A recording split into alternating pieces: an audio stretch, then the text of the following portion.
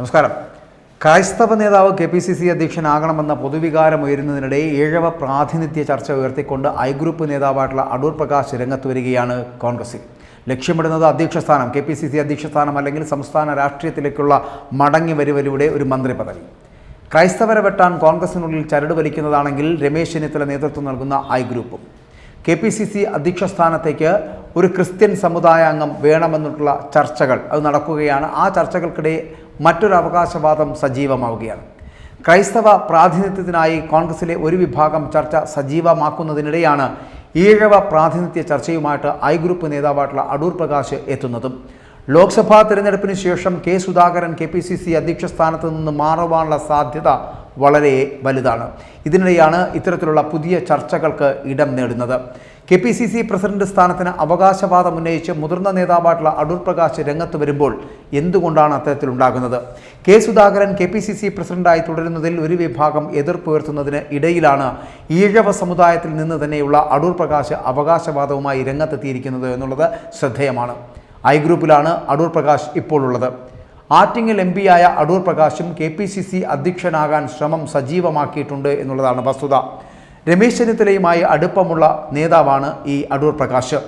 ക്രൈസ്തവ സമുദായ അംഗം KPCC അധ്യക്ഷൻ ആകണമെന്ന പൊതുവികാരം അത്തരത്തിലുണ്ടാകുന്നുണ്ട്. അത്തരത്തിലൊരു പൊതുവികാരമായിരുന്നു കോൺഗ്രസിനുള്ളിൽ ഇതുവരെ നിലനിന്നിരുന്നത് എന്നുള്ളതാണ്. എറണാകുളവും കോട്ടയവും ഇടുക്കിയും പത്തനംതിട്ടയും പോലെയുള്ള ക്രൈസ്തവ മേഖലകളിൽ അത്തരത്തിലുള്ള മേഖലകളിൽ പാർട്ടിക്ക് നിയമസഭാ പ്രാതിനിധ്യം കുറയുന്നതിൻ്റെ പശ്ചാത്തലത്തിൽ കൂടിയായിരുന്നു ഇത്തരത്തിലൊരു വികാരം ഉയർന്നു വന്നത് എന്നുള്ളതാണ്.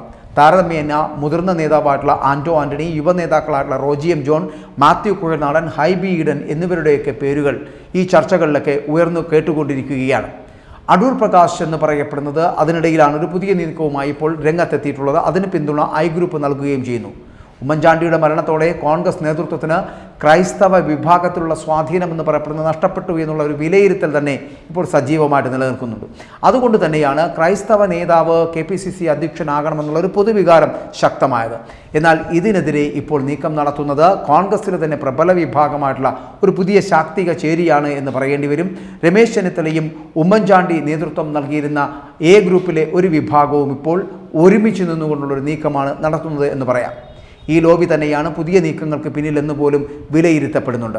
ഉമ്മൻചാണ്ടിയുടെ മരണത്തോടുകൂടി ഉമ്മൻചാണ്ടിയുടെ തട്ടകവും എ ഗ്രൂപ്പിൻ്റെ ശക്തി കേന്ദ്രവുമായിരുന്നു കോട്ടയം ജില്ലയിൽ ഇപ്പോൾ രമേശിൻ്റെ വിശ്വസ്തനായിട്ടുള്ള ജോസഫ് പാഴക്കനും ഒപ്പം തന്നെ മുൻ മന്ത്രിയും എ ഗ്രൂപ്പിൻ്റെ നേതാവുമായിരുന്ന KC ജോസഫും.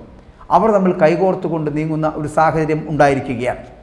അടൂർ പ്രകാശിൻ്റെ അവകാശവാദം എന്ന് പറയപ്പെടുന്ന അദ്ദേഹം പറയുന്നത് പോലെ എനിക്കെന്താ KPCC പ്രസിഡന്റ് ആയിക്കൂടെ എന്നാണ് അദ്ദേഹം ചോദിക്കുന്നത്. 1972 മുതൽ താൻ ഈ പാർട്ടിക്ക് വേണ്ടി പ്രവർത്തിക്കുന്നുവെന്നും ഒരിക്കൽ പോലും പാർട്ടി വിട്ട് പോയിട്ടില്ല എന്നും ബൂത്ത് തലത്തിൽ നിന്ന് പ്രവർത്തിച്ചുവാണ് ഇതുവരെ എത്തിയത് എന്നുമാണ് അടൂർ പ്രകാശ് പറയുന്നത്. അടൂർ പ്രകാശിൻ്റെ ആ വാദഗതികൾ ശരിയല്ലേ? ഈഴവർക്ക് കോൺഗ്രസ് നേതൃത്വത്തിൽ പ്രാതിനിധ്യം കുറയുന്നുവെന്നുള്ള ഒരു പരാതിയാണ് അടൂർ പ്രകാശ് ചർച്ചയാക്കാൻ ശ്രമിച്ചുകൊണ്ടിരിക്കുന്നത്. ഇതിലൂടെ ഈ വിഭാഗത്തിൽ നിന്നും കോൺഗ്രസ് നേതൃനിരയിലുള്ള പ്രധാനിയാണ് അടൂർ പ്രകാശ്. കോൺഗ്രസിലാണെങ്കിൽ കോൺഗ്രസിൻ്റെ സംഘടനാ സംവിധാനം അല്ലെങ്കിൽ കോൺഗ്രസിൽ തന്നെയുള്ള സംഘടനാ തലത്തിലും പാർലമെൻ്ററി രംഗത്തുമൊക്കെ ഈഴവർ കുറയുന്നു എന്നുള്ളൊരു പരാതി ഇപ്പോൾ സജീവമാണ്. ഇതിനിടയിലാണ് അടൂർ പ്രകാശ് വളരെ പരസ്യമായിട്ട് നേതൃസ്ഥാനത്തിന് അവകാശവാദം ഉന്നയിച്ചു കൊണ്ടെത്തുന്നത്. നിലവിൽ 21 കോൺഗ്രസ് MLA-മാരിൽ 3 പേർ മാത്രമാണ് ഈഴവ സമുദായത്തിൽ നിന്നുള്ളത്. ഇതടക്കം ചർച്ചയാക്കാനാണ് അടൂർ പ്രകാശിൻ്റെ ശ്രമം പോലും. R. ശങ്കറിന് ശേഷം ഒരു ഈഴവ കോൺഗ്രസ് നേതാവും മുഖ്യമന്ത്രി ആയിട്ടില്ല.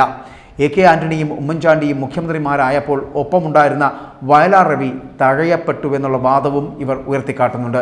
അങ്ങനെ മൊത്തത്തിൽ ഈഴവ സമുദായത്തെ തകർത്തെറിയുന്ന തരത്തിലുള്ള സമീപനങ്ങൾ കോൺഗ്രസ് സ്വീകരിച്ചിരുന്നു എന്നുള്ളതടക്കമുള്ള കാര്യങ്ങളാണ് ചർച്ചയാകുന്നത്. ക്രൈസ്തവരുടെ പ്രാതിനിധ്യം അത്യാവശ്യമാണ് എന്ന് എ ഗ്രൂപ്പ് മുന്നോട്ട് വയ്ക്കുമ്പോൾ ഐ ഗ്രൂപ്പ് മുന്നോട്ട് വെക്കുന്നത് ഈഴവരുടെ പ്രാതിനിധ്യം കോൺഗ്രസിന് ആവശ്യമാണ്, ഈഴവർക്കത് അനിവാര്യമാണ് എന്നാണ് അടൂർ പ്രകാശും ഐ ഗ്രൂപ്പും അവകാശപ്പെടുന്നത്.